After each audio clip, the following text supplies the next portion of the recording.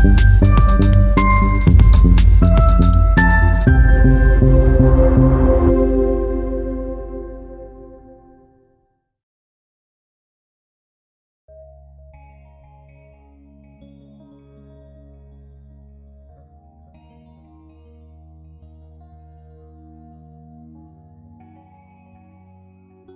we're going to dive into one of the most fundamental ideas in all of behavioral psychology.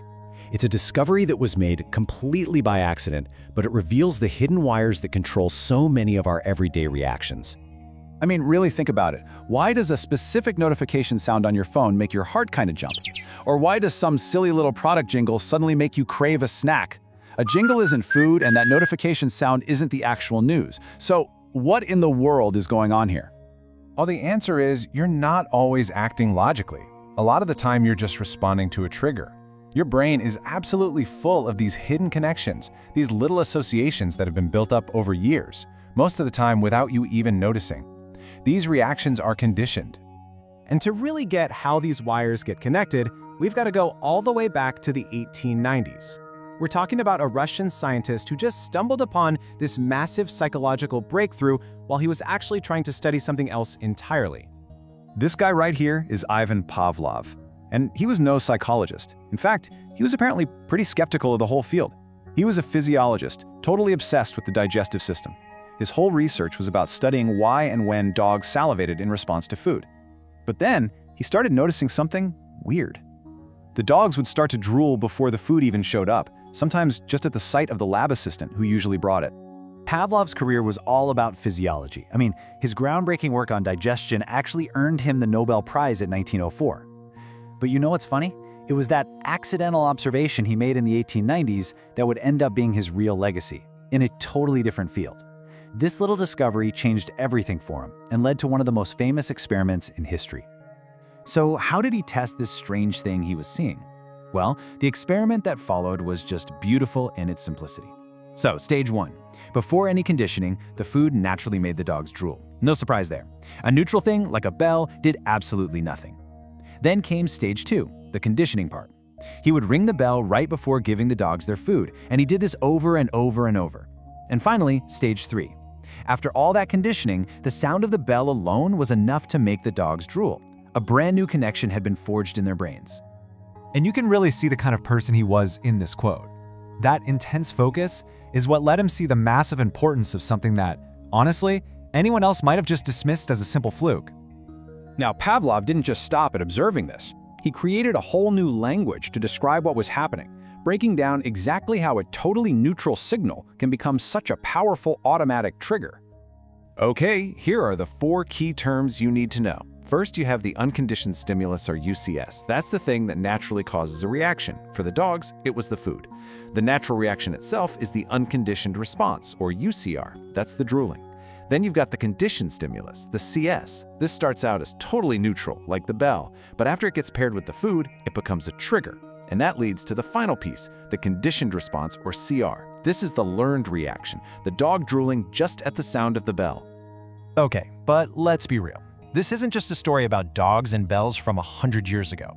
This exact same process is happening to you and to me every single day, often in ways that are specifically designed to influence what we do.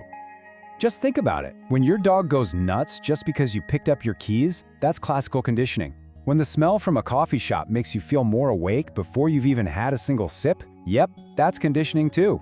And that fast food jingle, that's the bell. And your sudden craving is the conditioned response. And advertisers, oh, they are absolute masters of this game. They spend billions of dollars to pair their products, the conditioned stimulus, with things that make us feel good, like celebrities or exciting music or happy moments. See, they're not really selling you a drink or a car, they're selling you a feeling that they have expertly wired to that product. So over time, you don't just see the logo, you feel that positive little buzz they've linked to it, and that makes you want it. Now on the flip side, this same process can create some really negative responses, like phobias. And what's crazy is it often just takes one single scary event. One painful trip to the dentist can turn the dental chair itself into a trigger for fear. One really turbulent flight can link the sights and sounds of an airport with a feeling of pure danger. the brain creates this incredibly powerful link between a neutral thing and a terrifying moment. Now, it's really easy to get this mixed up with another type of learning called operant conditioning. So let's clear that up. Classical conditioning is all about associating a signal that comes before an automatic involuntary response.